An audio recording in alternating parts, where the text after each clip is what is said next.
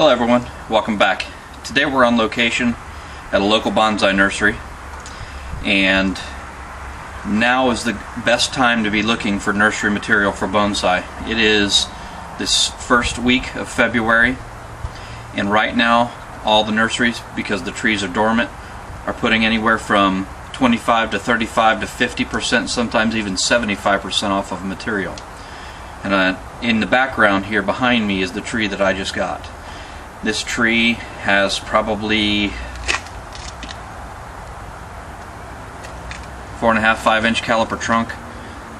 Initially it was a $600 tree. I got it for $200, believe it or not. It was $215 out the door. It's a Kashima Japanese maple, which is a dwarf species. And what we're going to do on location, because they're getting ready to close here in about 30 minutes, I'm going to get it out of this box that it's in. I'm going to go ahead and cut the root ball flat with a sawzall, and then I'm going to go ahead and get it in a black 55-gallon 3mm trash bag, and we're going to go ahead and get it back to the workshop, and we'll continue this video from there. So stick with us.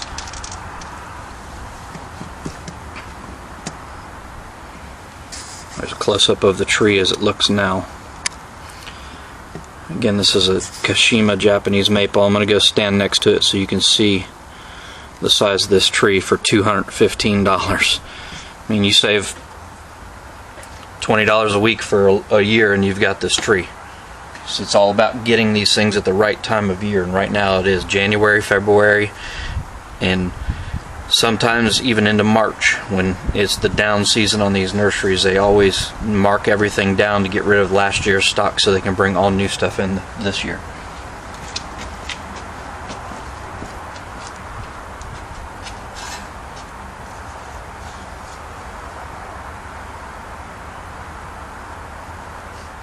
Just want to let you know I got the box taken off the tree. This tree was actually a ball and burlap tree, which means it was initially grown in the ground, and there's still burlap underneath here about halfway up what you see of the root structure. I'm going to go ahead and do the rest of this on camera just so you can have an idea of exactly what I'm doing. Now this tree is immense and the root ball is immense, as you can see. We're going to keep maybe the first 4 to 6 inches of this root ball, and that's it.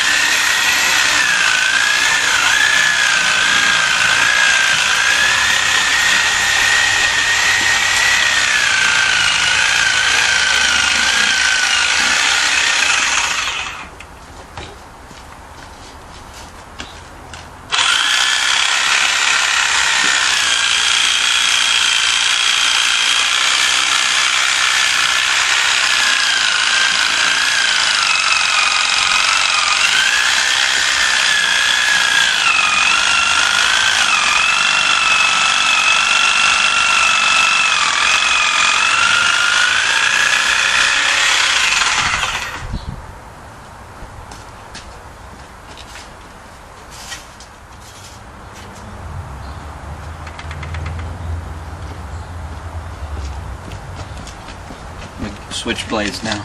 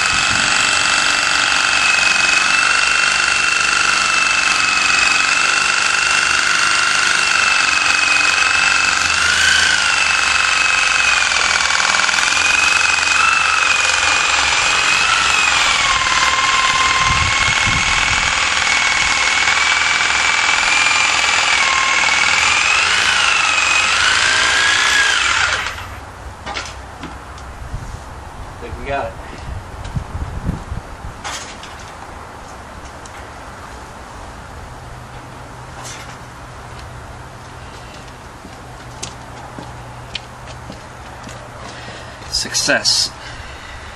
Now I'm going to gather up as much of the roots as I can, stick it in a bag, get it in the Jeep, and get it home. Stay tuned. Okay, we're back. We have the tree in our workshop now. As you can see, it's a massive tree. This, typically on Japanese maple species, you're going to be paying at least $100 per trunk inch caliper. I've got a trunk caliper here. I'm going to put it on this tree. And what you typically want to measure is about 3 inches or so above the nabari is what I typically do, just to get an accurate caliper reading. The trunk caliper on this tree is 4 inches. They had it advertised at about $200 a trunk caliper. So my guess is typically a wholesaler would offer them at $100 a trunk caliper, and then a retail would offer them at $200 a trunk caliper. So what we need to do, as you can see, it does have a beautiful trunk. It's got some nice taper, but it's way too high in proportion for what we're wanting as a bonsai tree. So we're going to need to go through here, and we're going to need to eliminate a lot of the upper growth. Now, something I want to bring to your attention on this Japanese maple species in general. It is not necessarily an apically dominant species. It is more of a basally dominant species. You can see all these lower, well-defined branches here. We're going to keep those. What I'm going to anticipate trying to do with the design of this tree is create kind of what you already see here, only in a shorter and more compact format. It's going to need probably 2 years after I get done doing what I do here to grow enough ramification on the top. The bottom ramification's here. It's beautiful.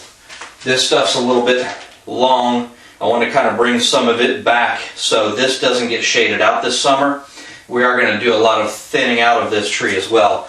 The technique that we'll address once we get leaf out in spring on these Japanese maples is you're going to want to eliminate where 2 leaves grow out. You're going to want to eliminate one of those 2. That allows air and light back into the basal part of the tree where the dormant buds are that eventually you're going to need to cut to. So you want to make sure you keep those viable. So let's go ahead and get started. I've had a couple questions as well about doing a video on ramification. This tree will be the video that we're going to kind of do a ramification video on as well. I'm going to be using several different species of tree to do the ramification video because I want to be able to show you a single stem, show you where to cut it, then pick up a second stem, show you where those branches branched off, show you where to cut it, and so on and so forth till we get to this situation as far as ramification is concerned. So let's go ahead and get it started. What I want to do is look at the overall branch structure of the tree. I've already found my front. I would have liked to have used the opposite side of this tree for the front, but once we got it back here and got more of the nabari exposed, this side has a better basial flare and a better nabari, so this is the side we're going to have to go with. Now that may change in the future. I'm going to let this tree, after I do these techniques, we're not going to touch it for 2 years. Okay? We've eliminated the root base about 90%. We've got to eliminate quite a bit up here as well. There's a lot of stored energy in the trunk, so it'll branch out and it'll bud out and it'll leaf out just fine, but I don't want this amount of tree to have to leaf out. I want about half of this amount of tree to leaf out. So that'll help. The green that the energy that the leaves create is going to put energy back into the tree for the root base. I have an overhead misting type water system, so transpiration will help this tree absorb water and nutrients and whatnot into the tree while the roots are growing. Now I do have quite a bit of roots still on here, so I'm not worried about it. But I just wanted to mention that in the event any of you have a tree like this that you're going to be doing in the near future. So let's go ahead and get started here as usual. If you notice this right here, this section of the tree is the main branch section of the tree. And if you look closely, everything's crisscrossing, everything's going this way, that way, crossing each other, and just it's a mess. So we need to straighten that out. Luckily, I have a lot of good lower branching on this tree, and these lower branches on this tree are actually going to be the new tops. I'm going to try to develop the canopy to about right here in height. Okay? and maybe a little bit longer. We'll see as the tree develops, but that's where I'm going to be cutting it back to. I do have a little bit of twig damage from where I had to put it in the back of the truck, but that's not a big deal. So, for instance, this branch here comes up and then it almost does a 45-degree bend and crosses over the rest of the tree, and then it goes up and just tangles up into the canopy. Right down here below it, we've got 2 branches. So that's where I'm going to cut to. I'm going to cut to those 2 branches. And that's going to also help with our ramification on this tree as well. Because what that's going to do is, of course, you go, when you're pruning for ramification, you go 1 branch, you cut it, it creates 2 branches, you cut that, it creates 4 branches, you cut those, and it just compounds from there.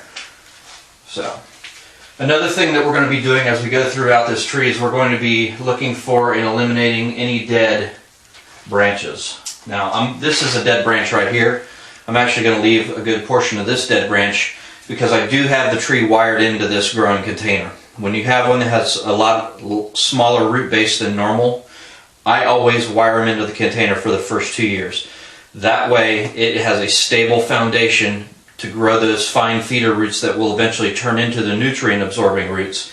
If you don't tie it down into the pot, especially with a tree this large, has a tendency to want to fall over. When that happens, if you're not around to find it, the rest of the roots that are on there dry out and you're going to end up killing the tree. So make sure you always tie them down.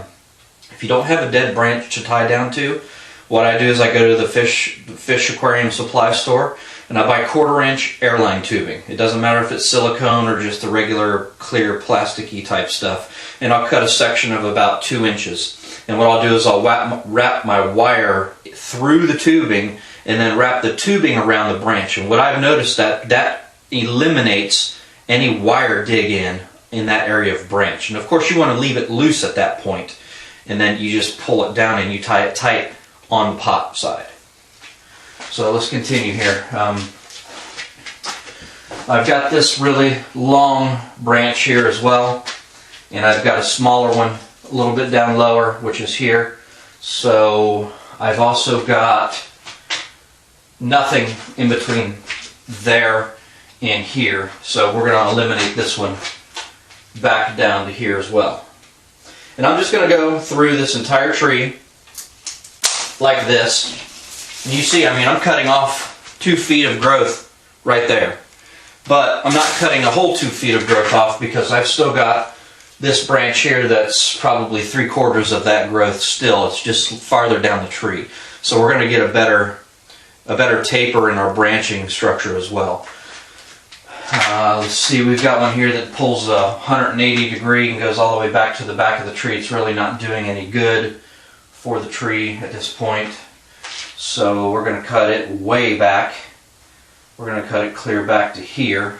I'm going to leave a stud because I may end up needing a branch there in the future. So if you guys want to leave yourself future plans, this one here is doing pretty much the same thing. It's coming up and creates a 90-degree bend and it's going in the wrong direction as well, so it's got to go.